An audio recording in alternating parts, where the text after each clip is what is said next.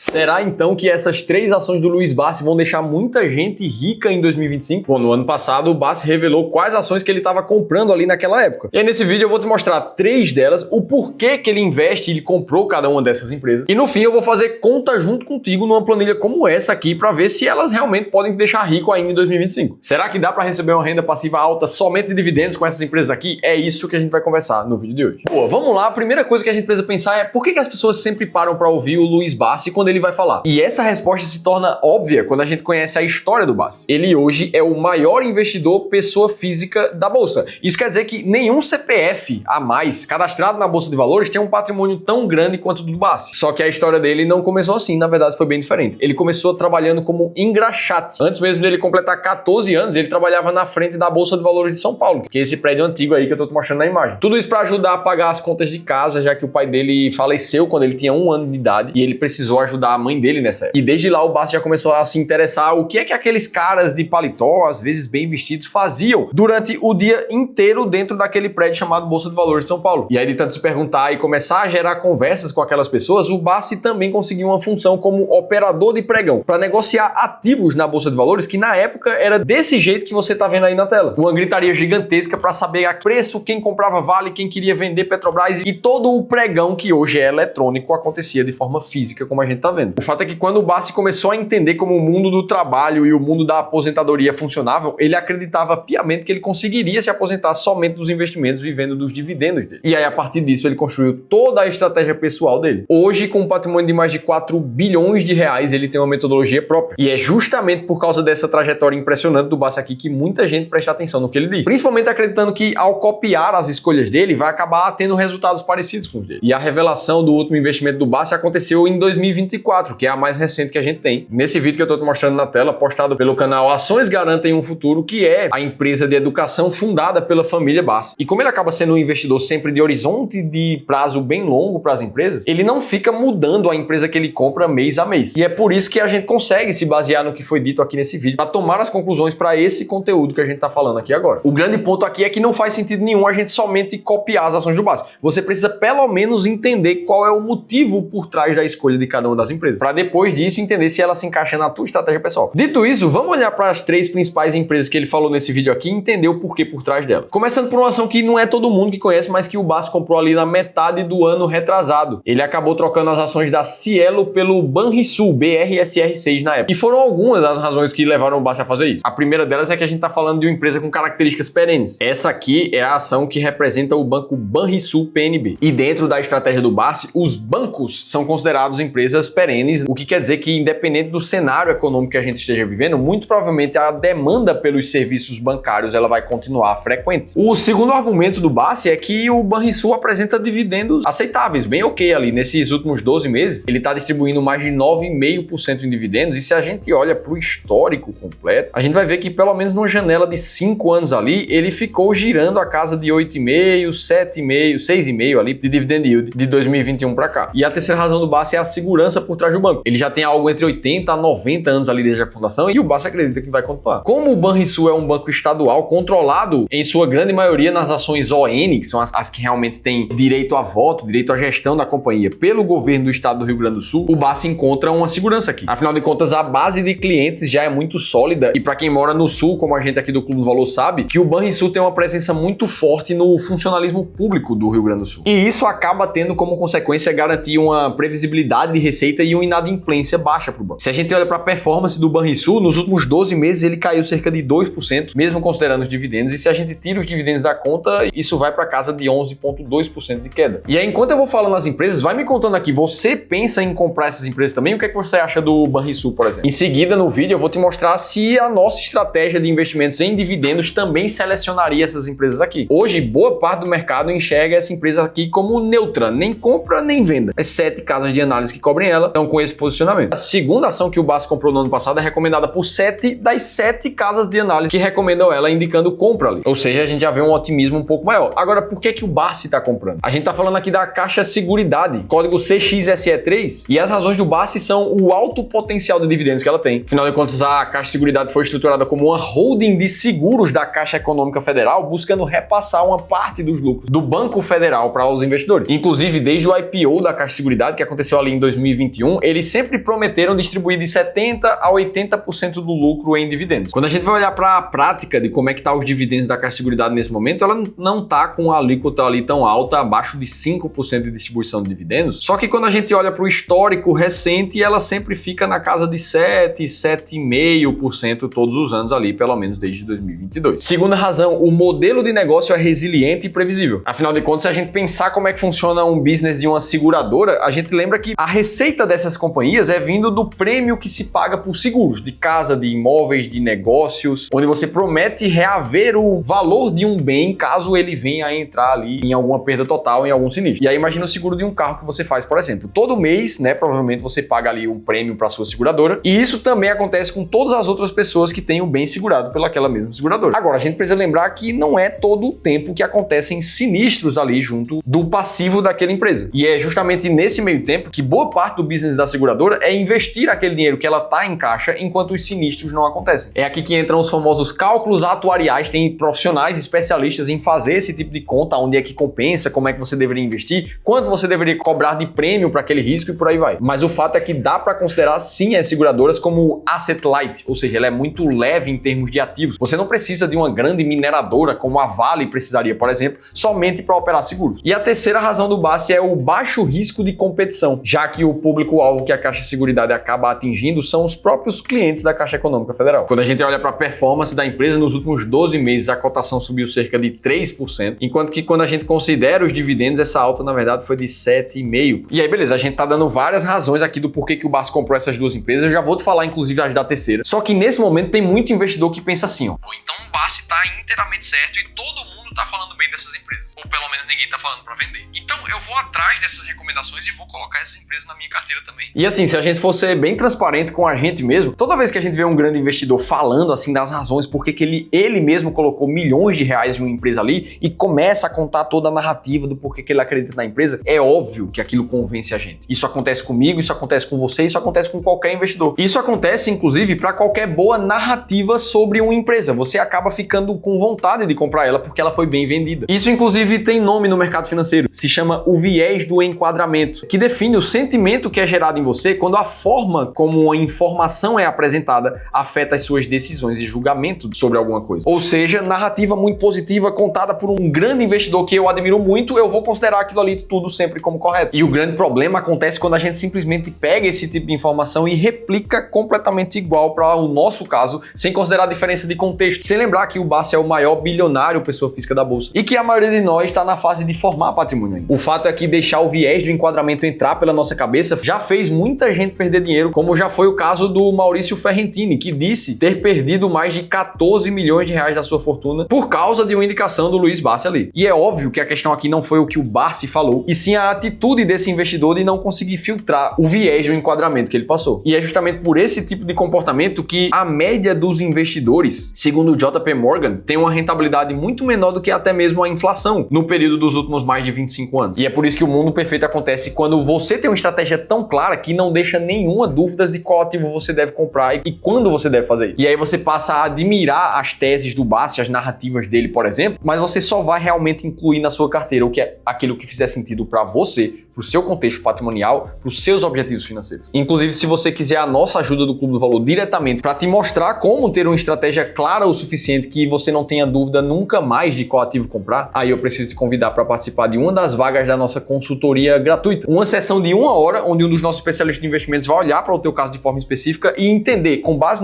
nos teus objetivos pessoais, não de ninguém mais, com base no teu patrimônio atual, como é que você pode investir cada vez melhor. A única coisa que você precisa fazer para participar é ler esse QR Code que está aqui na tela ou clicar no primeiro link da descrição do vídeo, como é totalmente gratuito. No mínimo, você vai ter uma segunda opinião profissional de como você investe hoje. Boa, dito isso, vamos para a terceira ação do vídeo, que é a CSN Mineradora, CMIN3, que segundo o próprio Barsi, ele comprou porque, primeiro, ela tem a cotação muito baixa, ali na casa dos R$6, e aí, segundo o Barsi, nesse cenário, a CMIN seria melhor do que a Vale, por exemplo, que é um par dela na bolsa, porque com o dinheiro de comprar uma ação da Vale, você conseguiria comprar quase 10 ações da CMIN, já que a Vale custa ali cerca de R$54 por ação. Essa afirmação do Barsi, ela não tem muito sentido matemático no mercado financeiro, já que o lucro que você recebe por uma empresa, ele é proporcional justamente ao preço que aquela ação vale na bolsa. Mas para o Barsi, esse foi o motivo. Além disso, a Semin teria projeção de bons dividendos. Desde o IPO se estimava ali que ela tivesse dividend yields em cerca de 7 a 8% ao ano. E o que a gente vem vendo nos últimos anos é algo próximo a isso, até maior, inclusive. Alguns anos chegando a bater mais de 20%, depois acomodando ali em cerca de 10 a 12%. Olhando para os últimos 12 meses, o que a gente vê é essa ação se valorizando 39%. E quando a gente tira os dividendos dessa conta, a alta ainda assim é de mais de 22%. Beleza, aí a gente viu as empresas, viu as razões por trás do Barsi, mas a gente viu também que não adianta simplesmente copiar o que outro investidor faz. Como saber se essas empresas realmente se encaixam numa estratégia e, principalmente, como é que a gente pode saber se essas empresas aqui vão deixar alguém rico nesse ano? Bom, a gente prometeu que a gente vai fazer umas contas para definir isso contigo. Vamos entender como é que ela pode deixar alguém rico. Agora, um conceito muito importante. O que é que deixaria você rico hoje? Quanto você precisaria ganhar por mês para você dizer, poxa, hoje eu tô rico pra caramba? Me conta aqui nos comentários que eu quero ouvir de vocês. Será que seria R$10.000 por mês para você já estar rico? 20, 30? Vai ter pessoas que vai dizer que é a partir de 100. Pra gente entender isso na prática, tem um site que eu gosto bastante, que é o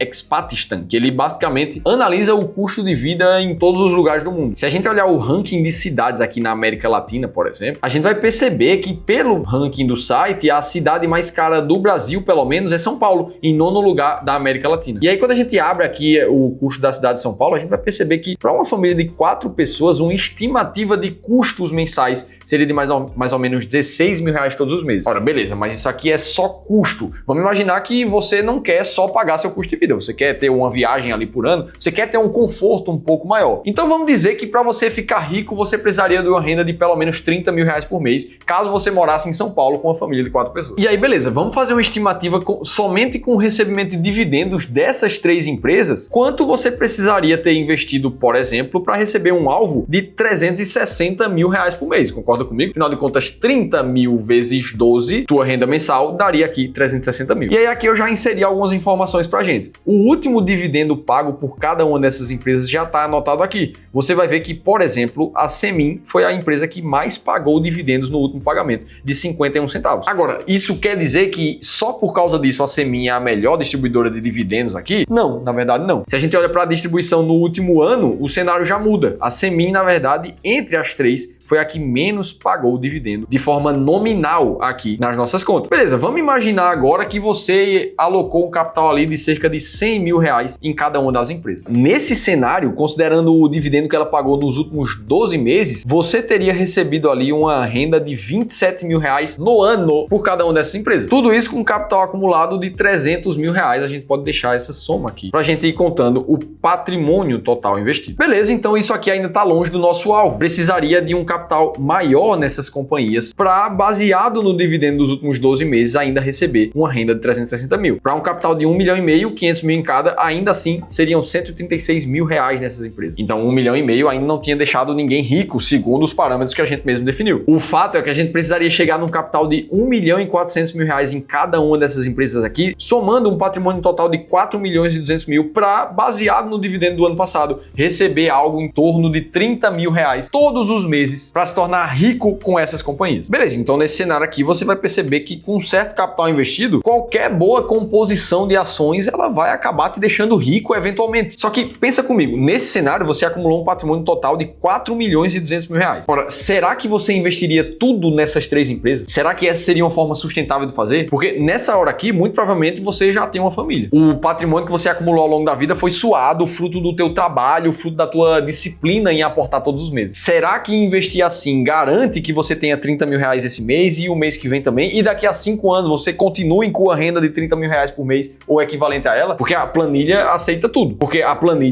Mas não são só essas empresas que vão te deixar rico. Muito menos ficar copiando somente o que um outro investidor faz. A renda da tua família estaria sempre dependente da dica que você ouviu de um outro investidor. Como é então que você iria ter muita clareza para investir nas melhores empresas de dividendos do Brasil, sem precisar depender de ninguém, sem precisar ficar prevendo o futuro? É aqui que entra o que a gente chama de estratégias sistemáticas no Clube do Valor. A gente basicamente define alguns critérios muito claros para selecionar as empresas que a gente quer na bolsa e testar se investir assim funciona no passado. Olhando puramente para ações de dividendos, por exemplo, o que a gente entende é que não adianta uma empresa pagar muito dividendo agora se ela não tem um bom indicativo financeiro que ela vai continuar pagando muito bem no futuro. E é justamente aqui que a gente define os critérios que a gente gosta de observar, como esses que estão na tela para vocês, que definem a estratégia máquina de dividendos. A liquidez precisa ser autossuficiente, o lucro da empresa precisa estar positivo, inclusive o lucro precisa estar crescente nos últimos 3 anos. Imagina uma empresa que está tendo seu lucro comprimido ao longo dos últimos 3, 5 anos. Ora, a chance dessa empresa começar a reduzir os dividendos pagos uma vez que o dividendo sai do lucro da companhia é muito grande. E é por isso que a gente só olha para empresas que estão com lucro crescente. Além disso, as empresas precisam ter um limite de payout saudável, elas não podem ser muito voláteis ou muito arrojadas na bolsa. E é óbvio, elas precisam ter um alto dividendo pago nos últimos 36 meses. E aí, como é que estão encaixadas as empresas do BARC nessa filosofia da máquina de dividendos? Ora, a Semin, que é uma das que a gente citou, ela está muito bem posicionada no ranking da estratégia máquina de dividendos, ela passa por todos os critérios, tem lucro crescente e o dividend yield nos últimos 36 meses dela, na média ponderada, está em quase 13% ao ano, mostrando ali que ela é disparado uma das maiores pagadoras de dividendos da bolsa. Isso também acontece no caso do Banrisul, que também satisfaz todos os filtros e está com 8,5% ao ano de média ponderada de dividend yield. O que vai acontecer é que a máquina de dividendos sempre vai selecionar as 10 maiores pagadoras da bolsa e vai fazer rebalanceamentos a cada ano dessas empresas. Então, para quem estivesse montando uma carteira hoje, Semin e Banrisul estariam dentro. Agora, a Caixa Seguridade, ela, apesar de estar próxima das 10 maiores pagadoras, ela ainda não entraria com a formação das 10 empresas que mais pagam dividendos da bolsa, por causa do dividend yield médio dela ali, que está mais baixo do que as outras duas. E como a estratégia máquina de dividendos é sempre composta por 10 ações, mas eu só te mostrei 2, se você quiser conhecer 7 outras empresas que fazem parte da estratégia nesse momento que você está assistindo o vídeo, e se você quiser conhecer detalhes de como essa estratégia funciona, aí eu te convido a baixar um e-book gratuito que a gente escreveu para te contar tudo isso, num link que eu vou deixar aqui em cima ou no segundo da descrição do vídeo. Existem 3 mudanças que você precisa fazer na tua carteira de investimentos ainda em 2025 para começar a viver de renda. E eu vou te contar cada uma delas no dia 13 de maio, às 19 horas, em um evento 100% gratuito chamado Carteira de Investimentos para Viver de Renda. E ele é exclusivo só para quem quer ter uma estratégia muito clara de como viver de renda. Para você se inscrever é só clicar no segundo link da descrição do vídeo. Dito isso, me conta aqui embaixo, esse vídeo fez sentido para você? A gente agregou valor com informação de qualidade aqui para vocês? Me conta aqui nos comentários que eu preciso, é muito importante saber disso. E se você quiser saber como montar uma carteira de investimentos na prática, mesmo que você esteja começando do zero, eu preciso que você assista esse outro vídeo, que eu te contei tudo isso em detalhes, eu vou estar te esperando por lá.